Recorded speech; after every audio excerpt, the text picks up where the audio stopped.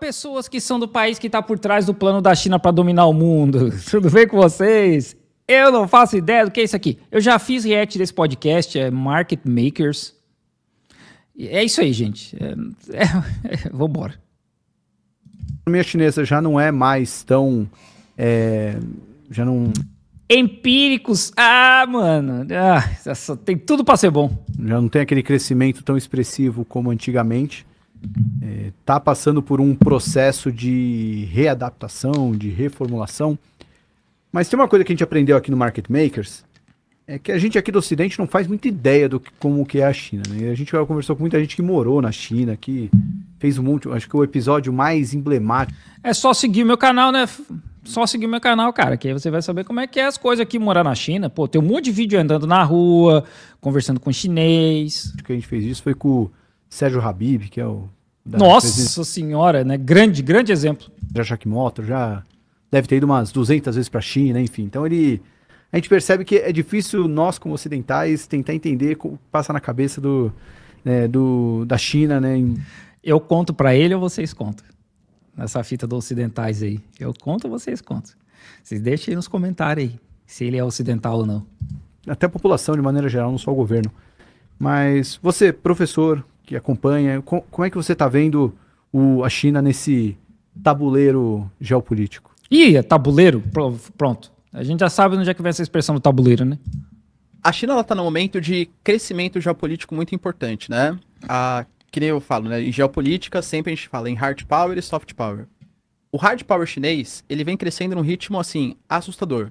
Tanto que, por exemplo, eles pretendem ter, até 2030, mais de 1.000 ogivas nucleares. Ficando atrás ainda de Rússia e Estados Unidos, mas tendo uma posição muito confortável na terceira colocação, né?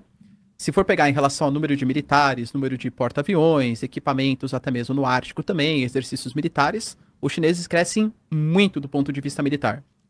Do ponto de vista econômico, eles também estão crescendo bastante. Por exemplo, se você pega a China, que era, quando eu era criança, na década de 90, por exemplo, fala assim, meu pai, vou te dar um produto chinês. Pelo amor de Deus, é bugiganga e tal. Hoje em dia a China é liderança em questão tecnológica, as automotivas chinesas, Lenovo, Xiaomi, por aí vai.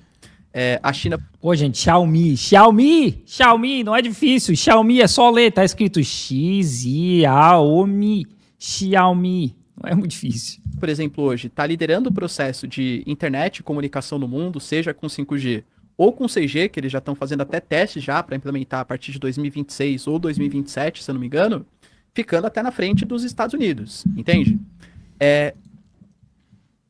Disso para a China invadir Taiwan, eu acho que vai um pedaço de tempo ainda. Por quê? Porque a China não pode invadir o que já é dela, né? A gente, né, todo mundo aí já sabe, né? Os Estados Unidos reconhecem a China, o Taiwan como parte da China. Só 12 países do mundo hoje não reconhecem Taiwan como uma província da China. A China hoje, ela tá tem um projeto, né, chamado de Road and Belt, ou seja, a nova rota da seda, né, que eles querem. Belt and Road. Até E Dailu. 2049, que vai completar os 100 anos da Revolução Chinesa, eles pretendem gastar na casa de dezenas de trilhões de dólares em infraestrutura em outros países, seja em portos, ferrovias, rodovias e por aí vai, para criar uma situação de dependência econômica e aumentar sua influência geopolítica. Hoje a China, junto com a Rússia, e até o Brasil e a Índia também vão colocar, na liderança dos BRICS, pretendendo fazer esse processo de desdolarização e criação de sistema alternativo de pagamentos. Na minha visão, por que a China faz isso? Porque a China sabe que hoje eles ainda estão muito na mão dos Estados Unidos. Então vamos imaginar, por exemplo, que a China decida invadir Taiwan. Hoje, a China poderia ser alvo de sanções econômicas, bloqueios econômicos, suspensão do sistema SWIFT e por aí vai. Vamos imaginar um futuro, daqui, 10, 15 anos, em que haja uma moeda de trocas alternativa ao dólar que seja realmente relevante e que haja um sistema de alternativo de pagamentos ao SWIFT que também consiga ser relevante. Concorda que a China não conseguiria ser tão pressionada pelos americanos como seria hoje? Assim, ele tá certo, né, no comentário dele. A China principalmente viu o que os Estados Unidos fizeram com a Rússia nessa questão da rede SWIFT, a questão das sanções financeiras, e pensaram, bom, eu não quero que isso aconteça comigo um dia por qualquer razão que seja, Mas tem uma diferença grande, né? A China não é a Rússia, né? Por mais que a Rússia forneça algumas coisas, principalmente para os Estados Unidos, a China fornece muita coisa para os Estados Unidos. Então não dá para simplesmente os Estados Unidos sancionarem a China, porque a China, como eu já usei esse exemplo várias vezes, a China chega e fala, ok, não tem mais antibiótico para vocês, não tem mais papel higiênico, não tem mais opioides, não tem mais bandeira dos Estados Unidos, não tem mais material de campanha para eleição, sabe? E aí eu tô falando de coisas assim, né, do dia a dia, né? Antibiótico é uma parada muito importante, né? Mas é por isso que não tem como. Não dá, cara, não dá. Hoje eles estão tão ligados a não só os Estados Unidos e a China, mas o Brasil e a China também, que não tem como aplicar da China o mesmo nível de sanção. Se a China tomar Taiwan e os Estados Unidos, porventura, tentar fazer com a China o que está fazendo com a Rússia, os caras não têm papel higiênico, cara. Não tem papel higiênico, vão ter que limpar a bunda que nem indiano, sabe? Não tem. Se a China invadisse hoje Taiwan, as consequências econômicas para a China seriam, assim, muito ruins. Porque os americanos têm uma capacidade muito grande de sancionar os chineses. Como é, por exemplo, com a Rússia. Uhum. Poxa, os americanos conseguiram bloquear ativos, suspender sistema de pagamentos. Então, acho que a China, ela primeiro tá... Só um ponto ainda, assim, o que o professor falou, né, como eu já tinha comentado ali que não tem como, né, não tem como, porque a China não é a Rússia. E a economia da Rússia está crescendo, né, mesmo com sanções, porque as sanções, na verdade, elas não funcionam de verdade, né, embargo funciona. Embargo, que é o que acontece em Cuba, Coreia do Norte, o Irã. Agora, as sanções não funcionam, cara. Aumentando seus tentáculos econômicos, fazendo com que vários países dependam da comunicação chinesa, dependam de uma moeda comum, dependam de um sistema alternativo de pagamentos, para aí quando os americanos perderem esse monopólio econômico que eles têm, aí sim a China cresce do ponto de vista militar. Interessante. Deixa eu só... Não sei se tem um complemento aqui. Pode falar. Não posso deixar de mandar um abraço para André Ventinhas. Um abraço de Porto. Tem que tomar cuidado quando vai ler sobrenome hoje em dia, né, em live. Sim. Mas André Ventinhas é um abraço de Portugal. Sempre a aprender com esse programa fantástico do povo irmão. A humanidade não aprendeu com o passado. Ele fala, bom, acho que você é português, André. Pô, então um forte abraço para você do outro lado do oceano. Valeu demais. Meu querido Spies, tem alguma... Eu tenho uma pergunta. Você falou da possibilidade de invasão de Taiwan, né? Isso está distante, embora eu entenda que você acredita que vai acontecer cedo ou tarde, certo? Como é que vocês sabem que está distante, cara? Pode acontecer amanhã, sabe? Não tem como saber, cara. Não tem como saber. E daí, quando a gente ilustra, né, essas situações, Estados Unidos e China, Rússia e União Europeia, a gente vê essa divisão muito clara entre democracia e autocracia, né? Democracias ocidentais, autocracias ou ocidentalizadas, né? No caso das asiáticas, ou autocracias. E daí... É o que eu falo da questão do Ocidente, é justamente essa ideia, né? Porque a Rússia, parte da Rússia é na Europa, né? Mas aí não é o Ocidente. E você tem essa presença vou colocar nessas palavras, porque é como a gente identifica o eixo do mal ali entre, Rússia, China, Coreia do Norte, o Irã, né, numa antagonismo. A gente identifica o eixo do mal. Ai, cara, que diversão esses podcasts, né? Que diversão! Ai, mano. Não, quando o cara falou ali, autocracia e democracia, cara, até assim... Até dá pra deixar passar, tá? Agora vem com essa coisa de eixo do mal, aí é pra quebrar as pernas do peão, né, cara? Antagonismo aos valores ocidentais e criticando, etc.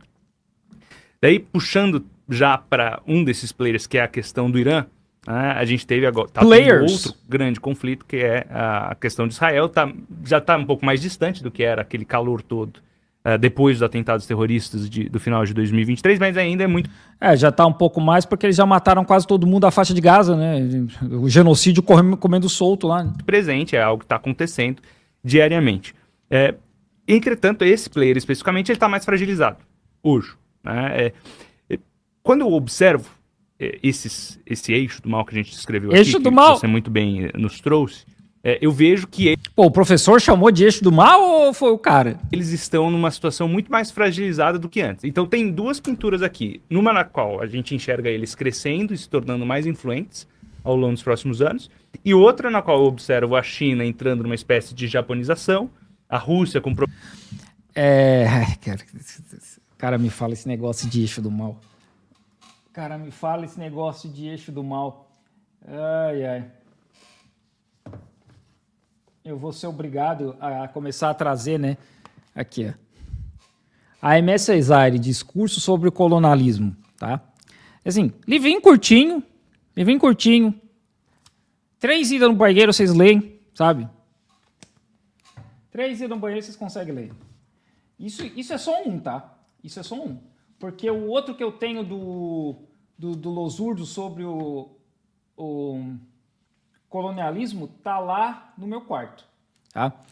É um livro também do Domênico Losurdo sobre o colonialismo. É muito interessante os caras chamar de eixo do mal quando literalmente esse Ocidente, valores ocidentais, e aí eu vou citar um exemplo só, matou mais de 100 milhões de pessoas na Índia. Tá? 100 milhões de pessoas. Só durante a Segunda Guerra Mundial, na fome de Bengala, foram mais de 3 milhões de pessoas. Esses países ocidentais democráticos, de valores ocidentais, eu estou fazendo aspas aqui, né, vocês podem ver, invadiram vários países nas últimas décadas. E nessas invasões, eles deslocaram mais de 35 milhões de pessoas, refugiados, tá? Refugiados por conta de invasões desses países democráticos com os valores ocidentais. E aí, esses países, né, que jogaram a Líbia para a Idade Média, invadiram o Afeganistão por 20 anos, gastaram $1 trilhão e deixaram 92% da população em insegurança alimentar. Insegurança alimentar é quando as pessoas não têm comida todos os dias, né? Então eles invadiram, gastaram $1 trilhão, deixaram o país pior do que estava. No Iraque mataram mais de 100 mil crianças. Esses são os países com valores ocidentais. Mas, de alguma forma, por algum motivo, o eixo do mal são os outros. Não literalmente os colonizadores safados. Problemas bélicos, de não conseguir sustentar, ou pelo menos se frustrar de não ter conseguido tomar a Ucrânia tão rapidamente. E o Irã tendo perdido esses conflitos com Israel e não conseguindo fazer frente ao país. Esse eixo... O Irã não consegue fazer frente a Israel porque Israel tem literalmente os Estados Unidos nas costas, né? Começou esse genocídio em Gaza, os Estados Unidos estacionou um porta-aviões com um grupo de navios que protege o porta-aviões lá do lado. Do mal assim, olhando para frente, né? Ele se provou já incapaz ou é também naquela mesma história de episodicamente ele está mais frágil e na sequência ele volta mais forte? Como você tem interpretado? Eu acho que são conflitos regionais diferentes, né? Eu praticamente não sei, eixo do mal, assim, não defendo o modelo russo, o modelo chinês, né? Prefiro a nossa democracia liberal ocidental, mas eu tenho... Assim, antes dele finalizar, ele mesmo não tem que defender nada, né? Porque, assim, ele mora no Brasil, né? O modelo chinês, o modelo russo não se aplicaria no Brasil. Ele não mora nesses países, né, para poder defender qualquer coisa, né? Então não tem mesmo nem que defender nada. Tem uma certa resistência chamada desse jeito, porque vamos pegar, por exemplo, a Arábia Saudita. A Arábia Saudita é um país que faz parte do eixo do mal, porque a Arábia Saudita é uma ditadura, né, que persegue mulheres, persegue minorias, abusos, vários atentados contra os direitos humanos, é um grande aliado dos Estados Unidos. Inclusive, tinha várias pessoas da Arábia Saudita nos atentados de 11 de setembro. Vocês lembram da Arábia Saudita ter sido invadida depois do 11 de setembro? Porque eu não me lembro. Eles invadiram o Afeganistão. Sabe quantos afegães tinha no atentado do 11 de setembro?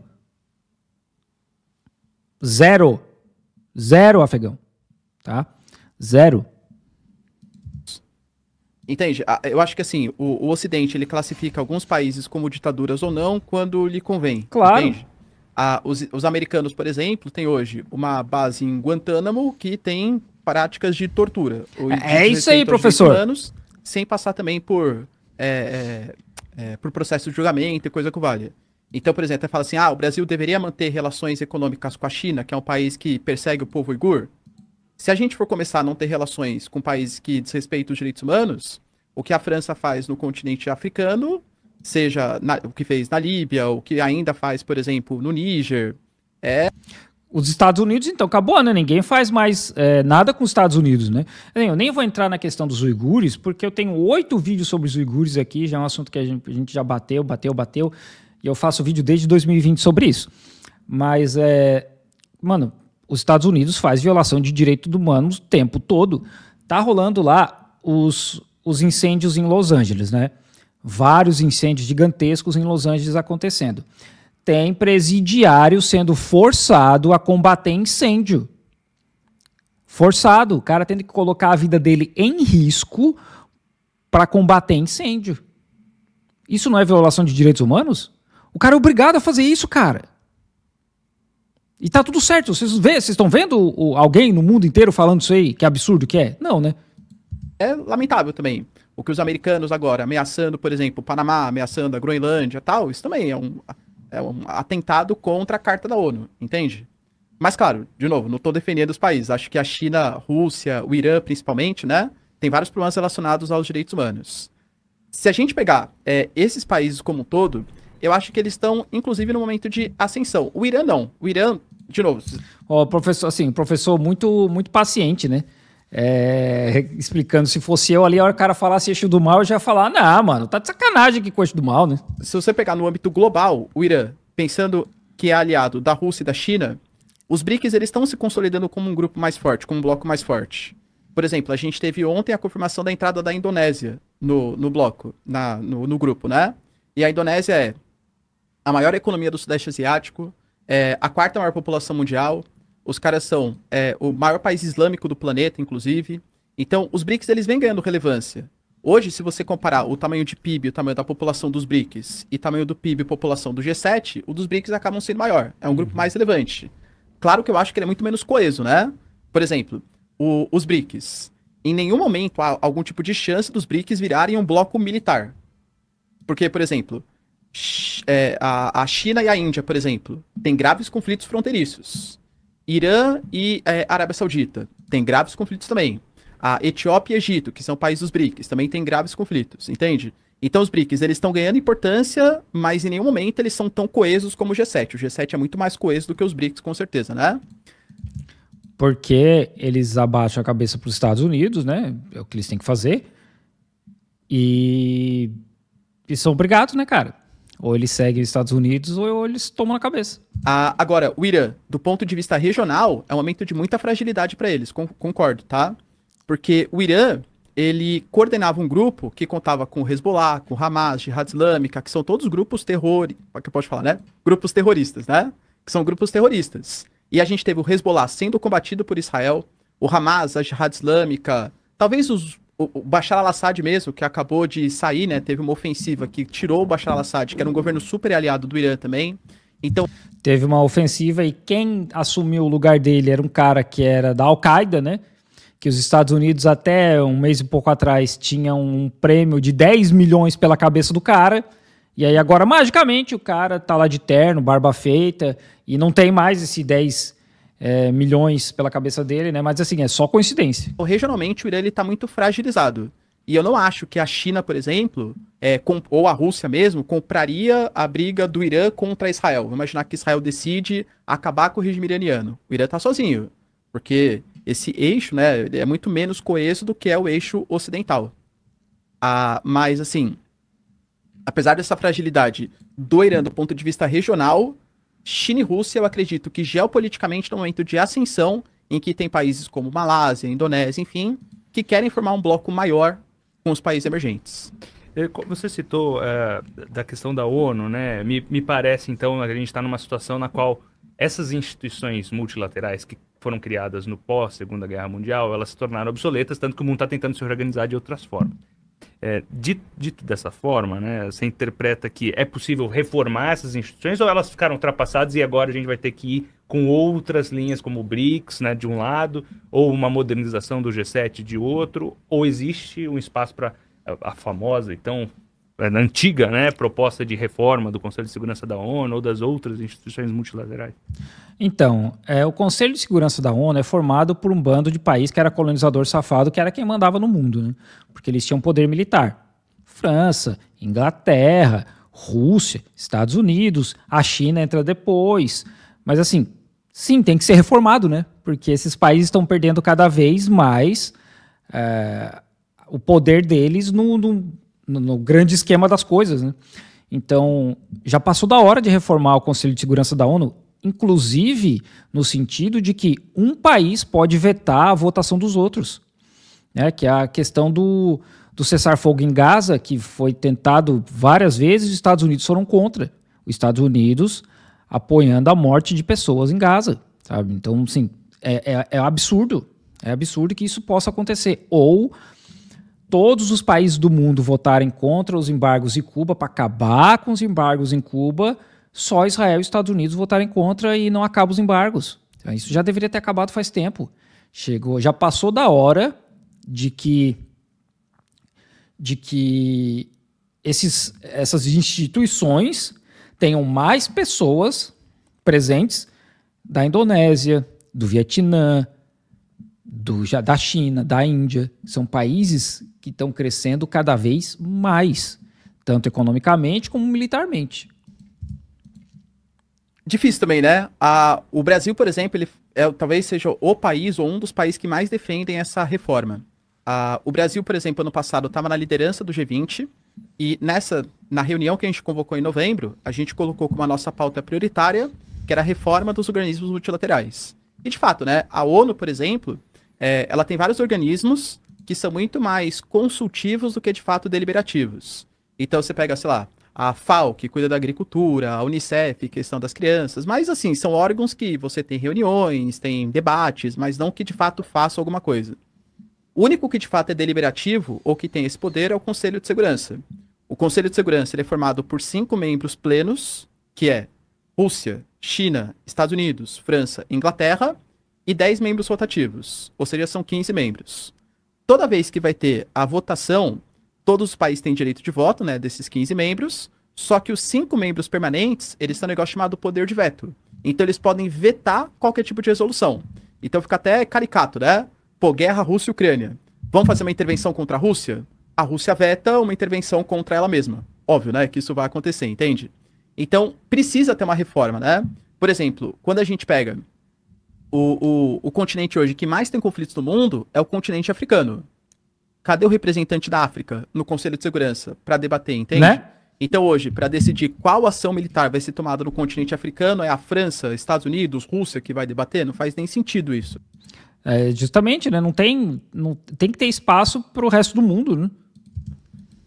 Existe um grupo hoje chamado de G4 ONU, que é Brasil, Japão, Índia e Alemanha, que são os 4 países que defendem a entrada deles, né, dos 4 países, e o fim do poder de veto. E talvez a possibilidade da entrada de novos membros. Pode ser membro africano, possivelmente, né, o Egito, a África do Sul e tal. A questão isso resolveria os problemas, os conflitos internacionais?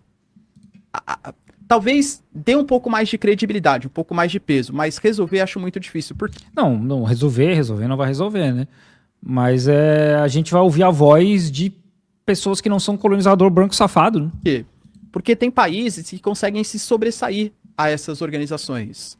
Vamos imaginar, por exemplo, que o Trump de fato leve a sério a proposta e faça uma anexação, por exemplo, contra a vontade da Dinamarca da Groenlândia. Aí a ONU vai lá e vota, não, os Estados Unidos, vamos imaginar que não tem o poder de veto, e nós, ONU, nos posicionamos contra essa intervenção americana. Tá, e aí? Vai fazer notinha e só? Qual ação que a gente pode tomar contra os americanos? Vão praticar sanções econômicas? Não tem como. Os caras controlam a moeda mundial, o sistema de pagamento mundial. Vamos tomar ação militar? Talvez. Por isso que o BRICS está aí, né? Os americanos sejam mais poderosos que o mundo inteiro unido, entende? Então não tem muito como sancionar os americanos. Quando os Estados Unidos, por exemplo, invadiu o Afeganistão, invadiu o Iraque, eles invadiram a contragosto da ONU. Não é nem contra gosto, né? Contra a ONU mesmo. O que a ONU fez? Nada. Se a gente tiver uma reforma da ONU e a ONU... Não só a ONU, né? A Rússia invadiu a Ucrânia, foi banida das Olimpíadas, foi banida da Copa do Mundo, foi banida de tudo, cara. Banido de tudo. Era músico russo na Europa sendo proibido de tocar, era comida russa sendo renomeada, E os Estados Unidos invadem o país aí, à torta direito, cara, e nada acontece, maluco. Nada. Porque os caras podem fazer o que eles quiserem. Ou não for contra essa intervenção americana. Nada também, entende? Então, assim, pode reformar, até acho que vai dar um pouco mais de credibilidade, um pouco mais de peso, mas com países como, por exemplo, Rússia, China e Estados Unidos, vou colocar esses 3 países, acho que não tem muito o que possa ser feito, não, com esses organismos multilaterais. Então se dividiria mais em blocos comandado por essas grandes potências. Como a gente tem enxergado já. Muito possivelmente, né? Acho que a ONU não vai deixar de existir, mas a tendência é que esses blocos ganhem mais relevância para a discussão do que exatamente a ONU. E no fim não teve nada, né, do plano da China para dominar o mundo. Cara. Mas é isso aí, né? É isso aí. Tá aí, tá visto.